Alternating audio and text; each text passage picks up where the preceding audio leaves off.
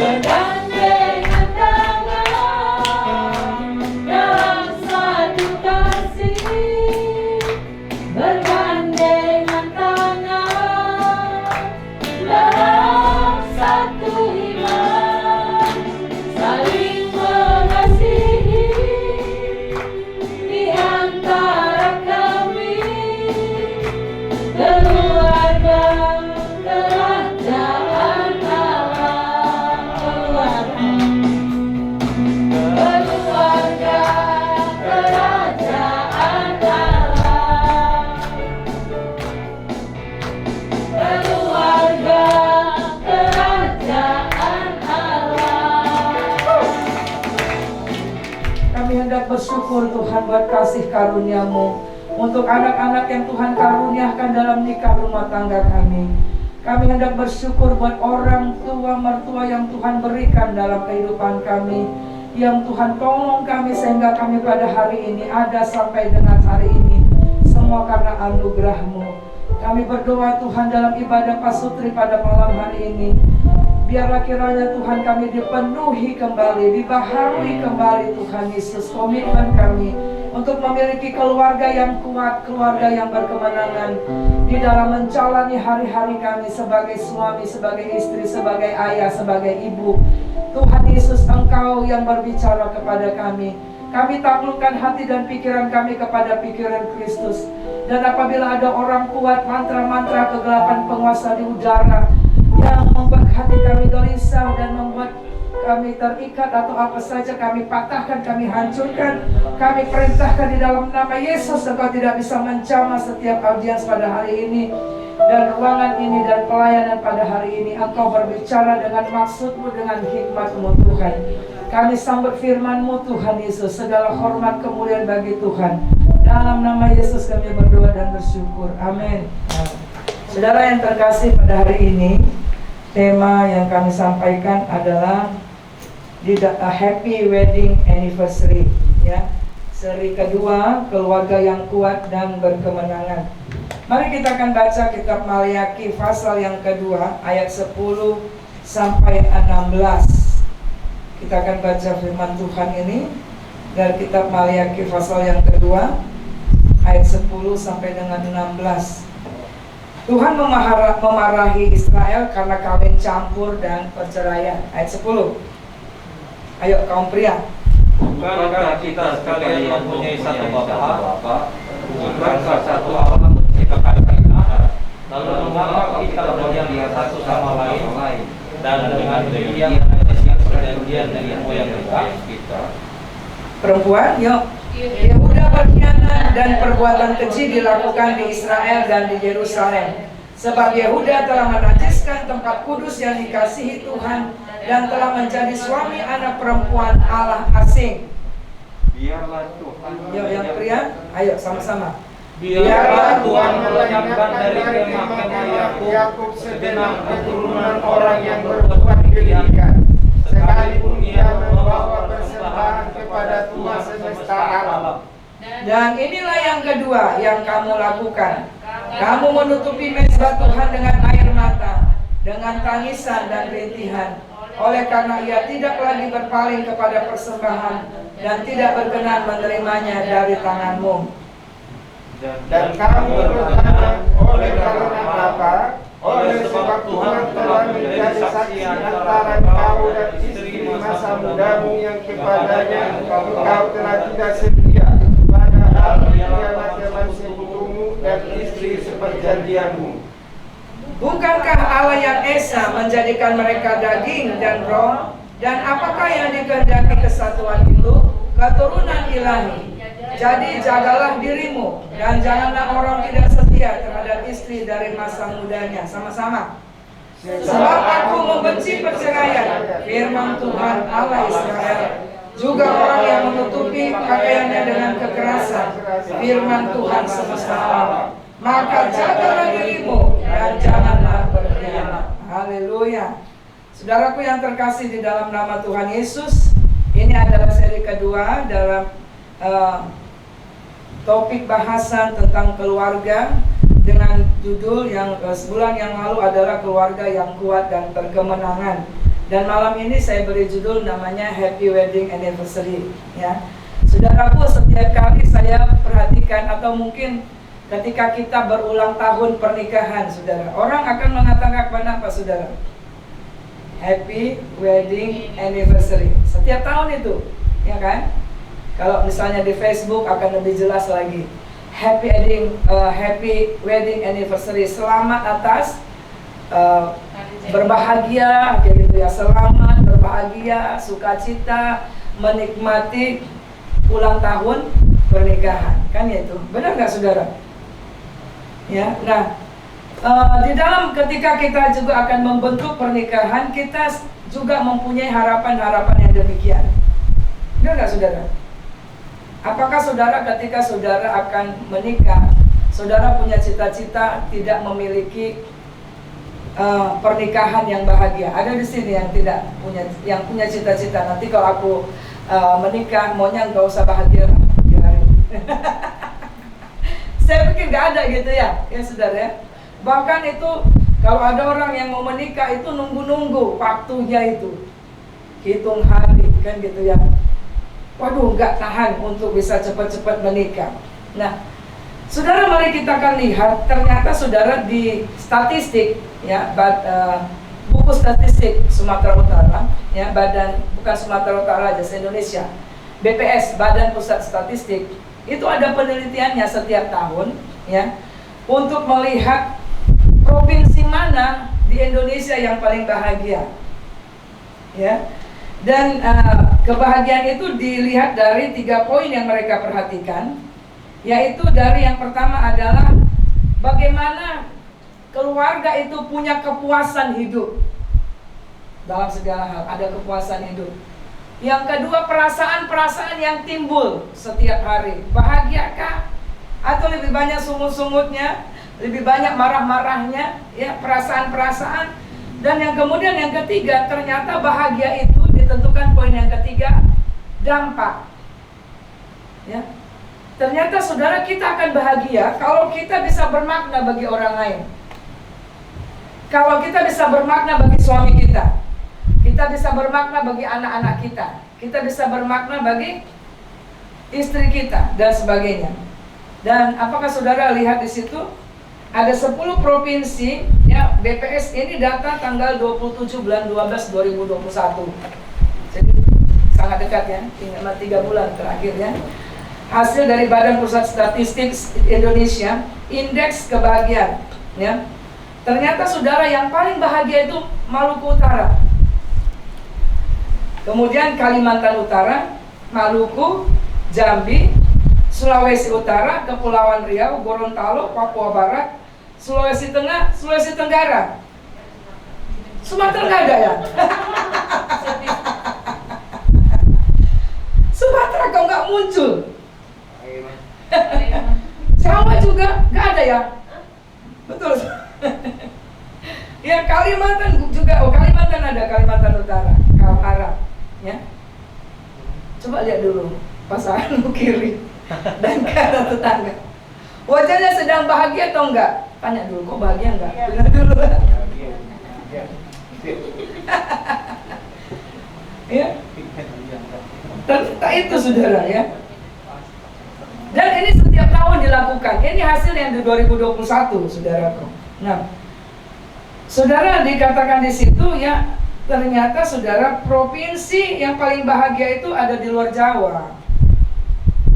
Kita nggak tahu apakah mungkin karena tuntutan hidup di Jawa ya, atau karena persaingan, atau karena begitu misalnya persaingan dan mencari nafkah atau apa ya. Tapi ketiga hal itu yang ditanya. Bahagia itu ternyata ditentukan bagaimana kita puas akan sehari-hari dalam hidup kita. Ya, kepuasan. Kemudian yang kedua, perasaan-perasaan kita itu memang kita bahagia. Yang ketiga adalah ketika kita berdampak. Ternyata itu yang membuat kita itu bahagia, saudara. Ya. Jadi rupanya bahagia itu bukan ditentukan nilai rupiah. Amin, saudara. Tidak ditentukan berapa kilo emasnya, berapa rumahnya, enggak. Ketiga ini, saudara.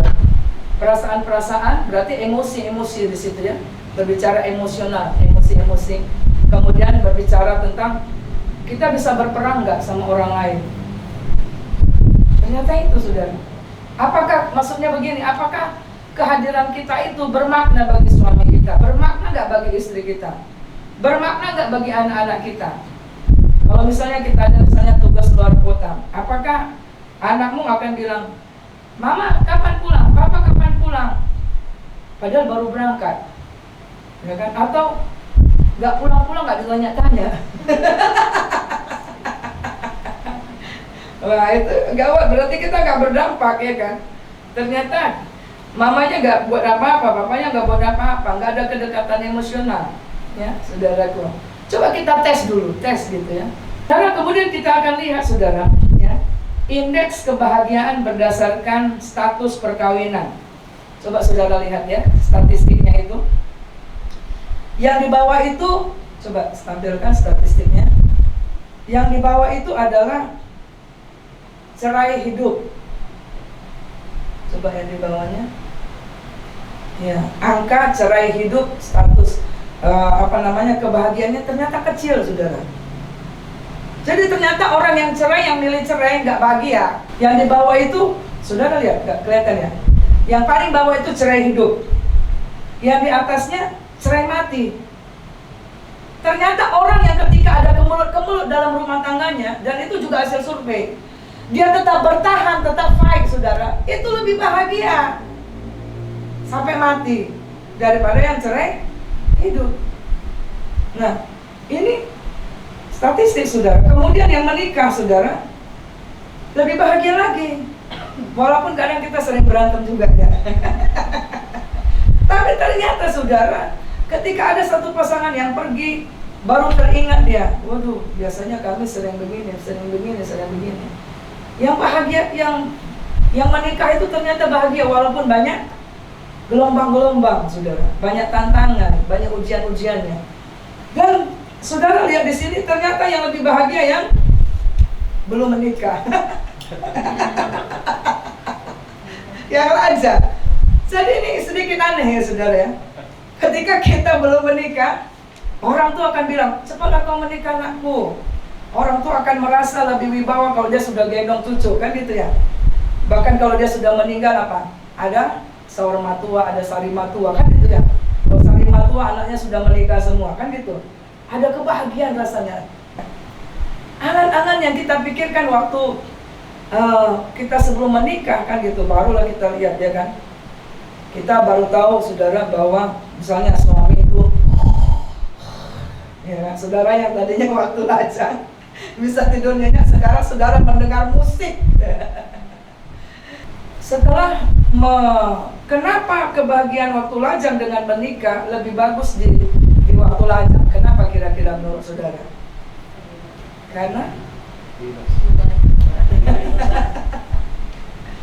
iya kan? Tapi ketika menikah itu begitu banyak bersinggungan dengan banyak orang yang mau tidak mau harus kita jumpai, ya kan? Apalagi kita di timur, mau nggak mau dengan ipar. Saudara, dalam pernikahan, ya, kebahagiaan dalam nikah rumah tangga itu adalah bagaimana kita memanage antara harapan dan kenyataan. Amin, saudara. Ya. Bagaimana supaya tidak ada masalah? Kadang kala harapan kita harus kita turunkan, gitu, saudara, supaya akan melihat kenyataan, gitu ya. Nah, tetapi kalau kita, saudara, tidak bisa menyetarakan atau kita tidak bisa memaknai antara harapan, cita-cita kita, ya kan, sebelum menikah itu dengan kenyataan yang kita lihat, saudara, itulah yang sering menjadi apa? Menjadi konflik. Nah itu, saudara. Untuk sewa rumah juga kagak ada. Nah, bagaimana saudara ketika menyikapi itu, misalnya kan? Ya, kita harus bisa belajar menurunkan harapan kepada kenyataan untuk membangun kembali supaya menjadi harapan kita terjadi. Ya kan gitu ya. Wah, waktu mula-mula ketemu kok lembut sekali. Ya dek, apa yang sakit dek? Udah makan kok dek, kan gitu ya. Sudah menikah? Nanya enggak, makan sendiri dia. Nah saudara, mari kita akan lihat dalam Maleakhi 2 ayat 10 sampai 16 ini, bagaimana kita menghidupi pernikahan yang bahagia setiap hari. Kan itu yang kita mau, betul nggak saudara ya? Ya.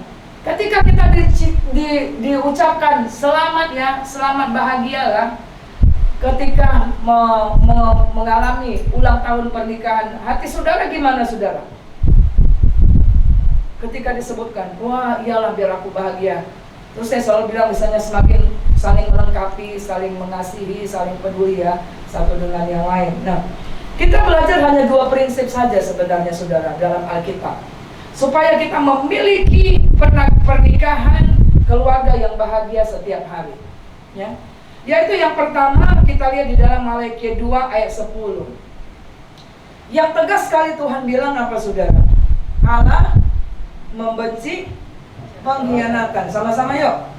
Allah membenci pengkhianatan. Kenapa saudara Allah membenci pengkhianatan? Karena sejak manusia diciptakan di Taman Eden, Dialah yang merancangkan supaya perkawinan itu bahagia. Ketika Adam dan Hawa diciptakan, itu bukan manusia duluan yang diciptakan, betul nggak saudara? Tapi ditata dulu sedemikian rupa alam semesta, hewan-hewannya, tumbuhannya, alamnya, seperti itu. Baru manusia di hari terakhir. Setelah hari terakhir langsung masuk juga kepada menguduskan hari Sabat. Nah, kemudian kita lihat kenapa Allah mengatakan Allah membenci pengkhianatan. Sebenarnya Tuhan sedang ngomong, halo, kalau kamu berkhianat, itu ada akibat yang akan merusak kebahagiaanmu. Benar gak saudara? Siapa yang suka dikhianati, angkat tangan. Gak ada, ya kan saudara? Hal yang paling menyakitkan adalah dikhianati. Bukan saja oleh pasangan hidup, tapi gimana saudara? Teman saja, ya kan? Itu rasanya sakit sekali. Nah, itu makanya jelas sekali Tuhan katakan Maleakhi 2 ayat 10, aku membenci pengkhianatan.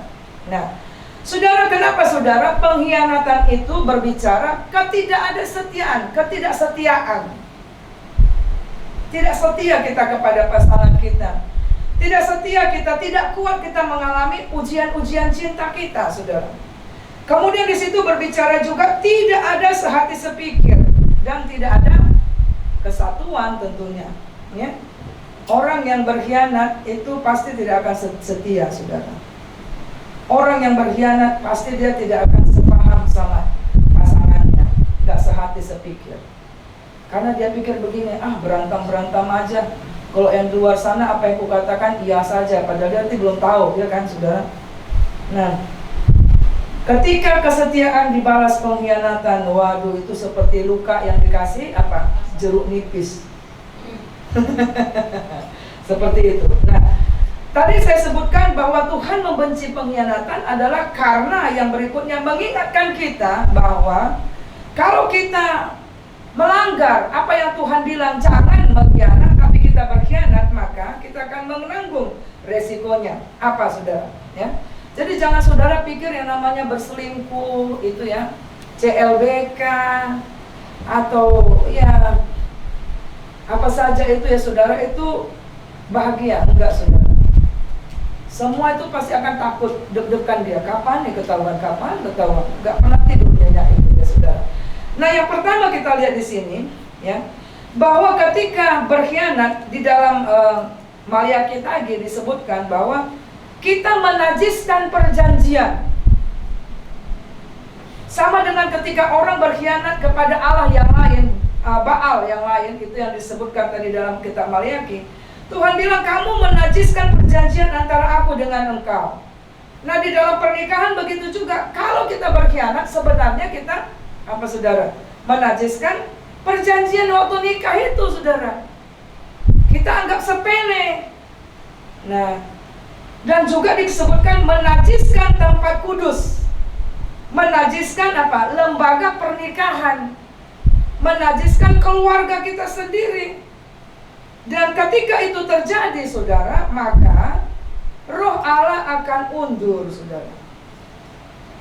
Dan roh jahat yang masuk. Coba kita akan baca Mazmur 51 ayat 11. Janganlah membuang aku dari hadapanmu, dan janganlah mengambil rohmu yang kudus daripadaku. Mazmur 51 berbicara apa saudara? Ketika Daud jatuh dalam dosa perzinahan dengan Betseba, saudara, dia langsung tahu bahwa roh Allah langsung mundur dari dia. Kenapa? Dinajiskan lembaga pernikahan, tubuhnya jadi najis, saudara. Dan saudara tahu, saya pernah membaca itu ya, dengar itu yang seperti Dok Tony yang pernah pelayanan di dalam dunia gelap ya, saudara. Tuhan panggil dia, pengalamannya. Dia sebutkan gini, kenapa ada orang yang bisa kena santet, hipnotis, kena pelet? Ya, sebenarnya itu dengan diawali dia sudah jatuh dulu dalam dosa. Dia sudah jatuh dulu dalam dosa, sudah berselingkuh, maka perempuan itu akan buat dia pelet, jadilah saudara dosa itu. Itu makanya ketika jatuh dalam perzinahan itu, saudara, dosa itu harus diakui dan harus dilepaskan.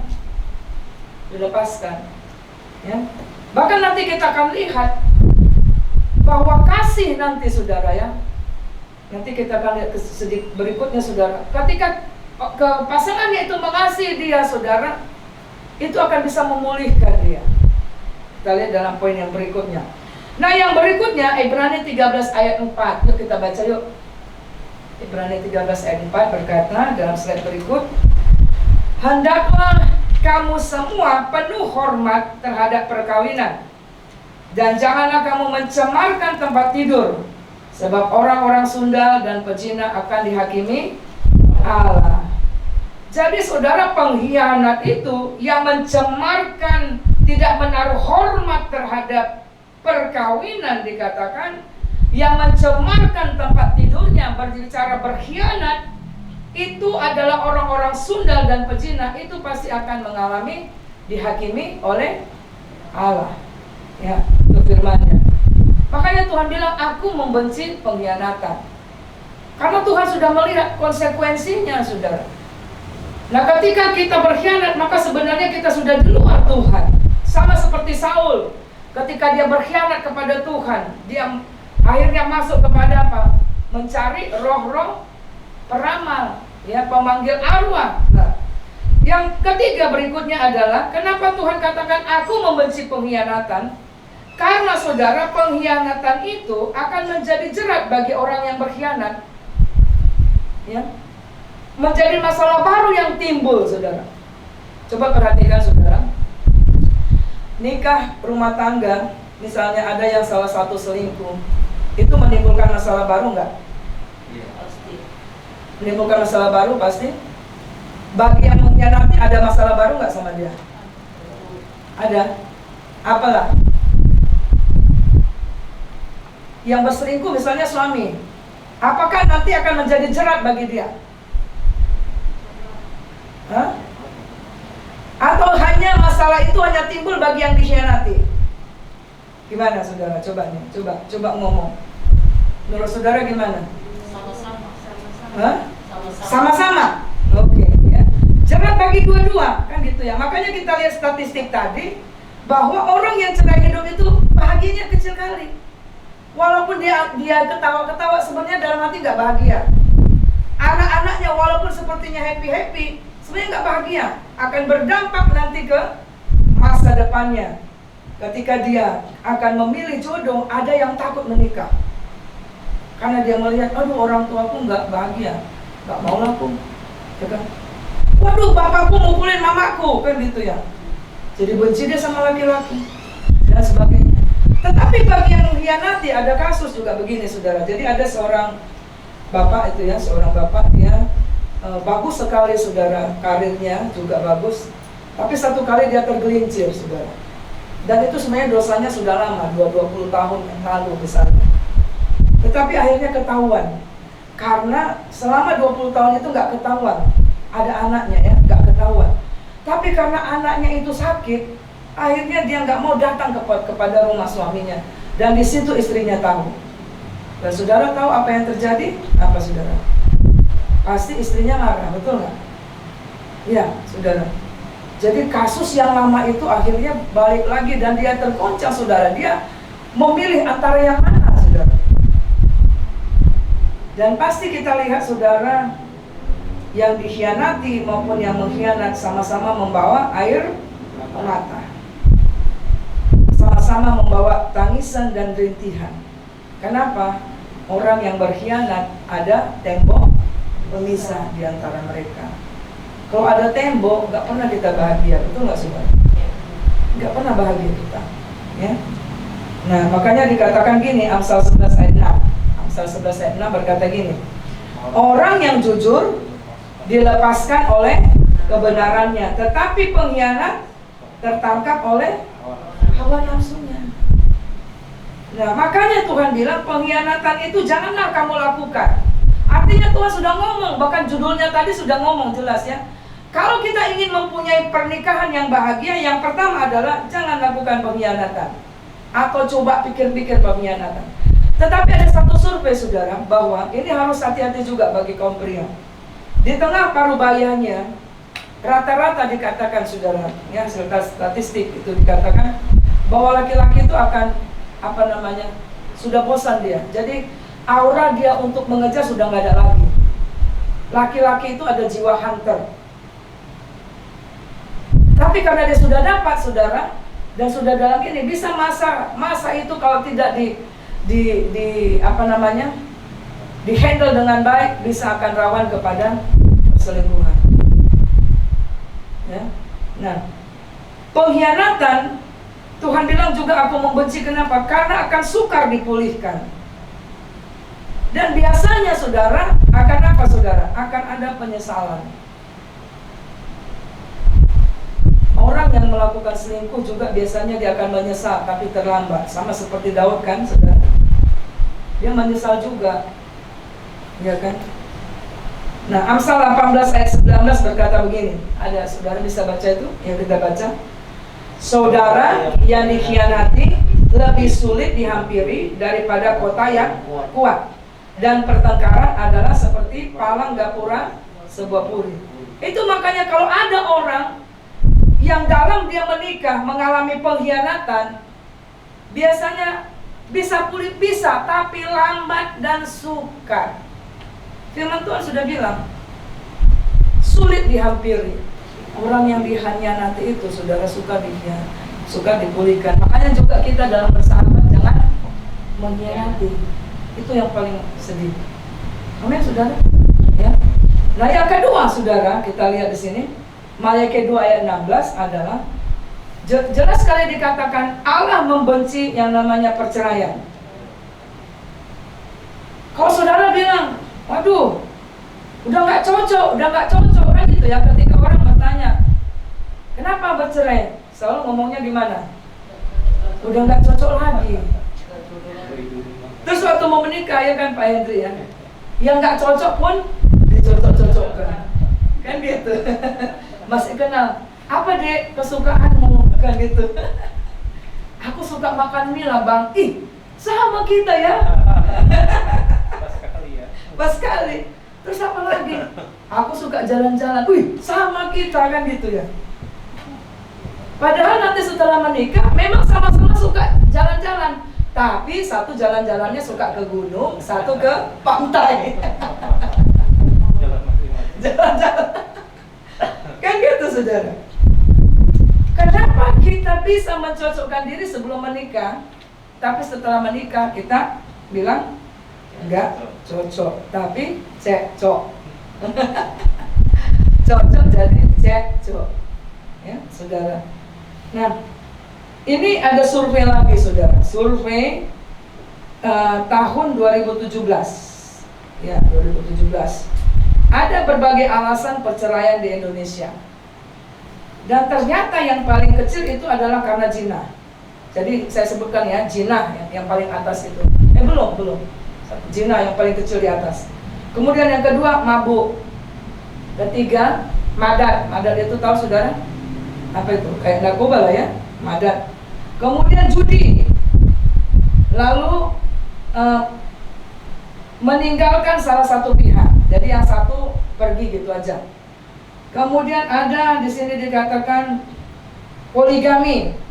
Nah, ada karena pasangannya masuk penjara terus ditinggalkannya. Ada karena kekerasan dalam rumah tangga, KDRT, dipukulin. Nah, kemudian ada karena cacat badan. Jadi mungkin sudah waktu menikah sehat, tapi tiba-tiba mungkin ada kecelakaan atau apa, cacat dia, ya kan, ditinggal. Nah, kemudian ada karena perselisihan pertengkaran. Kemudian ada karena murtad dan sebagainya. Tetapi saudara lihat tanda panah saya itu. Ternyata yang paling besar membuat perceraian di Indonesia karena apa? Apa itu yang warna kuning? Perselisihan dan ternyata itu hasil survei. Perselisihan dan pertengkaran. Itu yang saya sebut kemarin, itu ada tembok pemisah. Cekcok selalu, tidak cocok. Berselisih, bertengkar terus, sehingga gak tahan, aku udah gak tahan. Padahal biasanya, misalnya, perselisihan pertengkarannya tidak harus yang besar-besar, betul nggak? Saya ingin tanya nih ibu bapak ini yang sudah lama berumah tangga. Saudara pernah berselisih? Pernah. Pernah bertengkar? Pernah. Masalahnya apa contohnya? Apa kira-kira? Kalau Pak Baru apa? Sama Bu Lena apa? Berselisihnya karena apa? Apa Bu? Iya, contohnya aja, contoh kasusnya. Kalau Pak Tanggang tadi sudah sebut, Pak Tanggang belum dimasakkan ikan asam manis. Misalnya, gimana Pak? Nggak saya canda, saya pernah ingat. Apa Pak? Belum masak nasi. Nah, dia pulang kantor, saudara udah capek, belum masak nasi. Sepele nggak? Halo? Sepele kan? Ibu Dori gimana dengan Sam? pernah berselisih nggak Bu Dori? Karena apa? Dia paling maunya pas dia mau berangkat kerja, aku harus senyum, harus sempat cemburu. Marah kan dia. Sederhana kan saudara? Kalau Pak Nababat, apa pengalamannya Pak?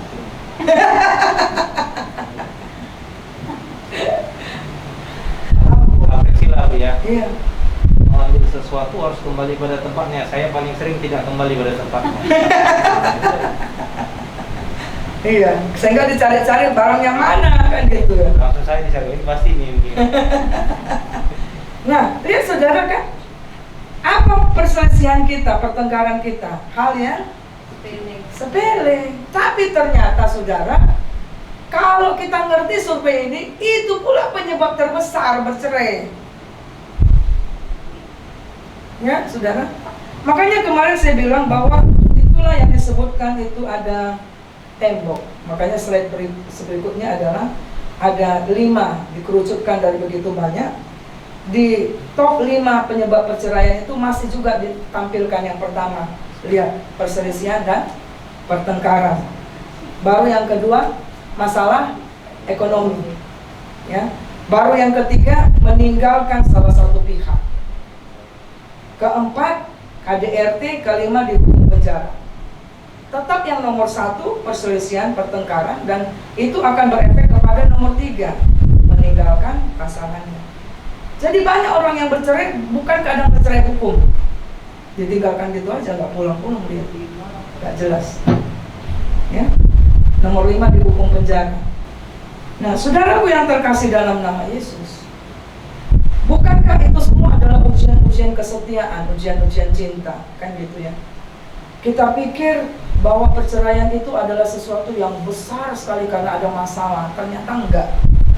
Jadi mari kita akan belajar. Saya juga masih belajar walaupun sudah 25 tahun menikah. Ya. Untuk bagaimana kita akan menyikapi beda pendapat kita. Dan seperti khotbah saya hari Minggu semalam saya sebutkan bahwa kita pastilah akan berbeda selamanya dengan pasangan kita. Betul apa enggak? Gak mungkin sama, gak bisa. Satu perut aja kakak adik gak akan bisa sama, saudara. Betul nggak saudara? Satu perut mama, ya gak bisa saudara. Apalagi kita misalnya lain. Kalau satu suku masih ada sedikit-sedikit lah, tapi misalnya beda suku juga sedikit beda, kan gitu ya. Kenapa? Misalnya banyak sekali yang menyebabkan perselisihan dan pertengkaran. Pertama adalah contohnya, bagaimana saya dibesarkan dalam lingkungan keluarga saya, suami saya dalam lingkungan keluarga dia, kan gitu ya. Saya dibesarkan dalam hanya 2 keluarga, 2 anak maksudnya. Saya paling besar, satu-satu perempuan dan 1 adik saya. Suami saya 7 bersaudara, pasti beda lah. Apalagi saudara, ya mungkin ada yang satu yang hidup di kota, satu lagi pasangannya dari desa. Pola pikir beda. Kalau di desa ya biasa aja, kalau kotor halaman biasa, kan betul nggak? Ya kan, kalau kita pergi kampung biasa kan saudara. Di situ ayamnya, di situ apanya, nguk-nguknya. Kalau kita di kota, ya malulah kita kan gitu. Nah itu, tapi itu kan bisa membuat perselisihan kita. Kita bilang, jorok kali kau. Ya kan? Contoh saya lagi, saya dengan, walaupun kami sama-sama bekerja, saya di kantoran, dia di lapangan. Beda. Saya biasanya, apalagi saya di bagian planning, saya bagian program, planning perencanaan. Jadi ada step by step. Jelas. Kalau lapangan enggak 8 jam kerja, bisa sampai malam dia kerja. Nah, kalau menurut saya nggak bisa. 8 jam kerja, pemerintah bilang. Loh dia nggak bisa. Karena dia akan lihat kalau dia nggak kerja, nanti ada hujan lah, kan gitu ya. Kalau ada hujan bisa gagal lah proyeknya, kan gitu saudara. Bisakah kita memaknai itu? Itu makanya saudara ketika saya baru menikah, jadi sampai saya tunggu perpindahan saya dari Timor Leste ke Medan, saya bilang saya ikut ke proyek. Saya dengan pakai rok saudara, saya tinggal di apa itu, di markas mereka itu saudara. Saya turun ke lapangan, saya lihat saudara. Harus siap. Saya harus tanya dulu apa pekerjaannya. Oh gitu, berarti aku harus siapkan. Kalau dia terlambat pulang atau bagaimana, sehingga kita nggak gampang negative thinking. Kalau nggak diangkat telepon, ya kan saudara. Nah, gitu-gitu kita harus memaknai itu saudara. Belum lagi misalnya mamanya gimana, papanya gimana. Wah itu banyak sekali saudara. Lingkungan kakak-kakaknya, lingkungan semua saudara. Lingkungan di mana dia berada, walaupun sama-sama di kota, kan banyak letak-letak kota, ya kan saudara. Nah itu saudara, ternyata saudara kita harus pahami sekarang. Kita harus hati-hati perselisihan dan pertengkaran itu. Ketika kita sudah terpancing untuk berselisih, ingatlah ini. Amin. Ya. Dan penyebab perceraian itu saya sebutkan nomor 1 adalah perselisihan dan pertengkaran akan menimbulkan tembok pemisah. Ya. Ini lagu yang sangat hit saudara, Somewhere Between. Ya. Coba di bawahnya, lagunya itu berkata gini, lagunya gini, I love you so much, I can't let you go. Jadi perceraian itu, tembok pemisah itu bukan karena benci. Betul nggak? Kita berselisih itu, bertengkar, bukan karena kita benci sama pasangan. Iya? Iya? Betul nggak? Ketika Pak Tanggang marah, nggak ada nasi kepada Bu Tanggang, apakah karena kau sedang benci luar biasa? Enggak kan? Emosi sesaat kan? Sedang lapar, emosi sesaat kan gitu ya. Bahkan dikatakan aku begitu mencintaimu sehingga aku nggak bisa membiarkan engkau pergi ya. Dan kadangkala aku percaya engkau mencintai aku, tetapi dikatakan somewhere between your heart and mine. Jadi ada sesuatu, tetapi walaupun kita begitu cinta satu dengan yang lain, kita nggak bisa terpisah satu dengan yang lain. Tapi ada sesuatu di antara kita, tembok pemisah. Dan dikatakan di situ adalah dikatakan apa saudara? Ada pintu tapi tanpa kunci. Jadi kita tahu ada pintu tapi kunci nggak ada. Artinya gimana tuh saudara? Nggak bisa dibuka, kuncinya hilang. Artinya satu di sini, satu di sana, kan gitu. Nggak bisa nyebrang. Kemudian dikatakan ada tembok sampai ke langit. Kalau tembok Berlin, tembok yang dibangun semalam, kan saya kasih lihat gambarnya, itu orang bisa manjat untuk lompat ke sebelah. Tapi ini kok sampai ke langit, artinya nggak bisa sama sekali. Ya, itulah egoisnya atau apa ya, kekerasan hati, nggak mau mengalah, nggak mau mengampuni. Makanya dikatakan gitu yang selanjutnya, sehingga cinta itu menjadi pudar, kering dan hilang, dan akhirnya ditinggalkan. Nah, saudaraku yang terkasih, makanya kita akan lihat belajar di sini, pengkhianatan dan perceraian itu hanya dapat dicegah melalui karya salib Yesus di kayu salib. Kita bersyukur kita punya Yesus. Amin. Ya. Di dalam Efesus 2:14 berkata gini, karena dialah damai sejahtera kita yang telah mempersatukan kedua pihak, yang telah merubuhkan tembok pemisah, yaitu perseteruan. Jadi perselisihan, pertengkaran, apa saja itu akan bisa selesai kalau kita bawa kepada Tuhan Yesus.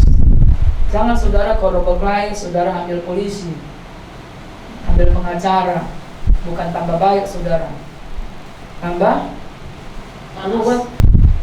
Ya. Kemudian yang kedua kita lihat di sini, kita baca dalam kitab Efesus 4 ayat 2 dan sampai 3, ada Sintike dengan Euodia yang berkelahi. Bagaimana menyelesaikan itu dalam Efesus 4 ayat 2 sampai 3? Perlu, kalau ada berselisih dan bertengkar, ya, maka perlu ada penasehat, ada nasihat dari pemimpin rohani. Dalam kitab Efesus itu adalah Paulus sebagai orang tua rohaninya dan Sun Sugos. Supaya apa? Diingatkan, kita harus ingat supaya apa saudara?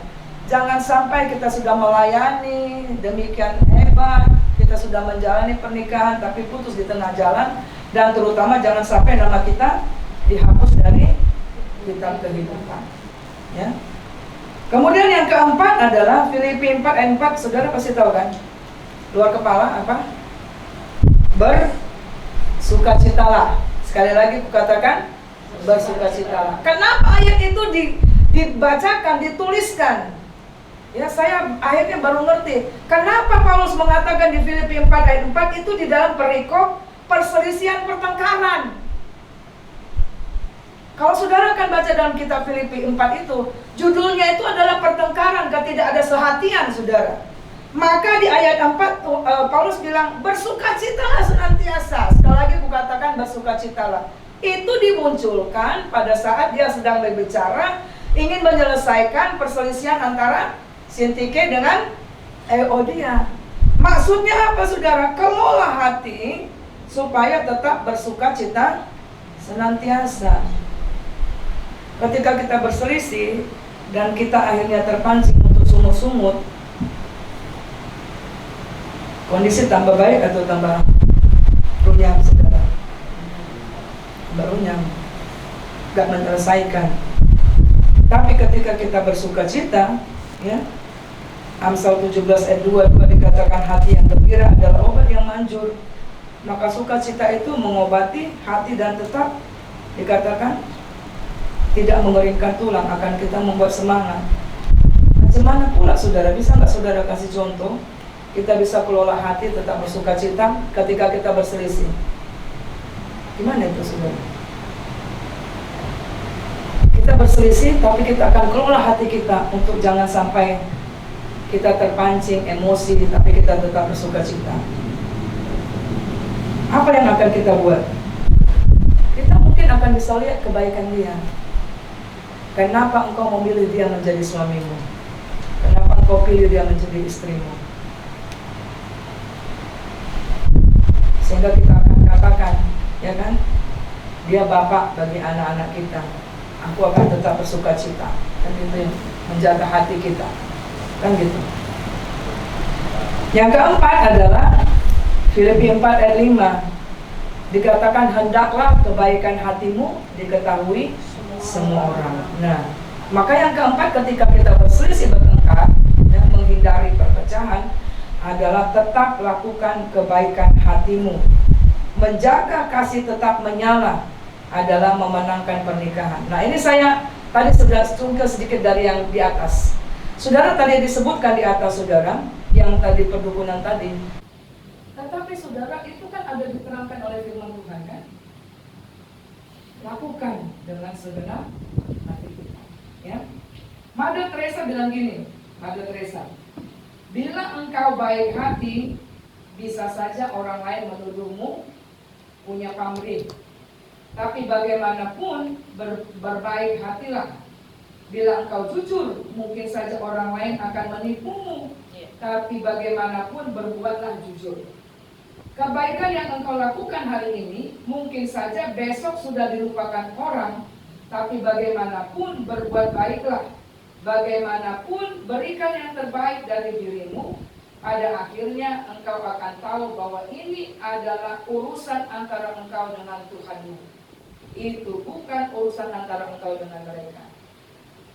Jadi kita ngerti apa? Kalau kita berbuat baik, tetap berbuat baik di dalam perselisihan dan pertengkaran itu, ternyata apa? Kita sedang mengutami Tuhan. Makanya dikatakan apa? Lakukanlah seperti kepada Tuhan Kristus. Kan ada ayatnya ya? Apapun yang kau lakukan, lakukanlah dengan segenap hatimu seperti kepada Tuhan. Yang terakhir, Filipi 4 ayat 6 sampai dengan 8 dan 2 Korintus 10 ayat 3 sampai dengan 5. Ketika kita ada berselisih pendapat dan pertengkaran, yang perlu kita lakukan adalah kelola pikiran dan menawan pikiran kita. Dengan apa, saudara? Ya, si musuh dapat membangun benteng-benteng dalam hidup kita jika kita pasif, tidak aktif dalam melakukan kehendak Tuhan. Ya, cara memenangkan peperangan tersebut adalah dengan meruntuhkan setiap benteng dan mulai saat ini juga menawan setiap pikiran. Jadi dalam kitab Filipi 4 ayat 6 sampai 8 kan ada situ dikatakan, tetapi pikirkanlah yang manis, yang kudus, kan itu ya Filipi 4 ayat 8 kan, yang suci, yang sedap didengar. Pikirkanlah semuanya itu. Jadi bagaimana supaya kita tidak bisa dendam sama pasangan kita, status sama mertua atau apa? Pikirkan aja yang baik. Cakap-cakap dia yang baik, tingkah laku dia yang baik. Nah itu, kelola pikiran kita dan kemudian apa?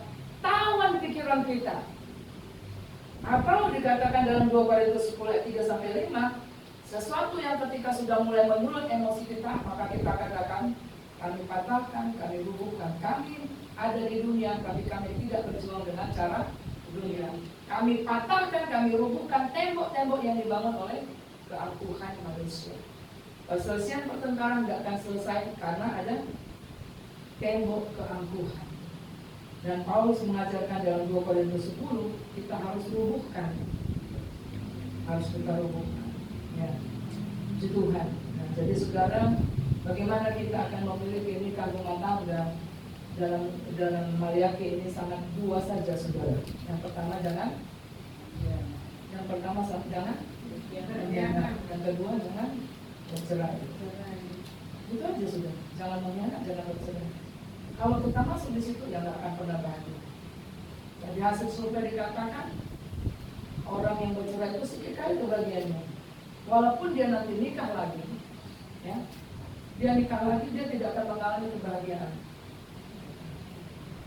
Dia akan mengulang kesalahan yang sama kalau dia tidak dipulihkan. Ya. Itu hasil survei dan saya pernah layani orang yang demikian. Jadi makanya ketika kita pernah mengalami luka-luka dalam pernikahan kita, saudara, itu harus benar-benar dipulihkan. Ya, mari kita akan berdoa. Kami perlu nikah rumah tangga kami ada di dalam Tuhan selamanya, Tuhan Yesus. Haleluya. Terima kasih Tuhan. Haleluya. Kami mohon ampun Tuhan, karena hal-hal yang kecil sering membuat kami berselisih, memarahi pasangan kami Tuhan.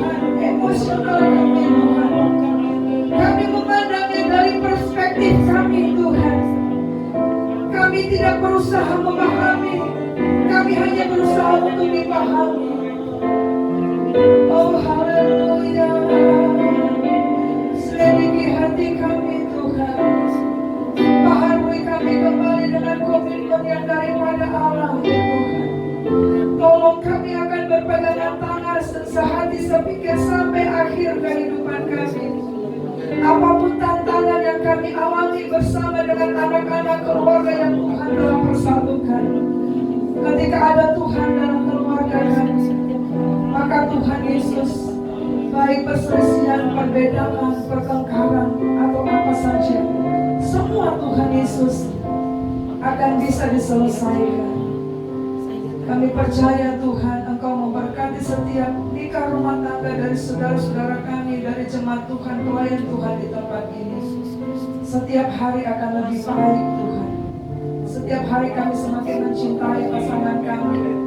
Setiap hari kami boleh saling menguatkan satu dengan yang lain, sehingga ucapan yang mengatakan happy wedding anniversary, kebahagiaan itu boleh kami nikmati, boleh kami lalui, bukan hanya karena ucapan Tuhan, tetapi karena benar-benar kami merasakan pernikahan yang diberkati oleh Tuhan. Ada kekuatan untuk melalui perbedaan-perbedaan, goncangan-goncangan di dalam komunikasi dan tatanan kehidupan. Terima kasih untuk firman Tuhan, berkatilah di dalam